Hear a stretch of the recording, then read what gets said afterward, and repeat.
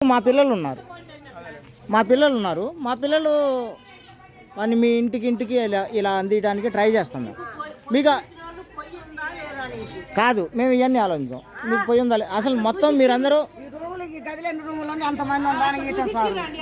అయితే నేనేమంటానంటే మీరు కొన్ని మిగులుతున్నాయి, కొన్ని అట్లా అంటున్నారు కనుక అవసరం ఉన్నోళ్ళు తీసుకోండి. భోజనం లేదు, అవసరం ఉంది అన్నోళ్ళు మాత్రం తీసుకోండి. ఇప్పుడు మేమేం చేస్తామంటే 150 మందికి అంతే ఇచ్చినాం. చూద్దాం ఇక మీకు దేవుని దయ వల్ల మేము ఇంకేదన్నా ఎక్కువగా దేవుని దీవెనల వల్ల మేము మీకోసం ఇంకేమైనా ఎక్కువ చేయగలిగితే ఈసారి సరుకులు ఇస్తాం మీకు. అంతేనా?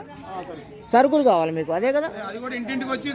ఇంటింటికి వచ్చే ఇవ్వాలి, ఇంటింటికి వచ్చి ఇవ్వాలి. లేకపోతే ఎగబడి ఎవరికి వాళ్ళు బలం ఉన్నోళ్ళు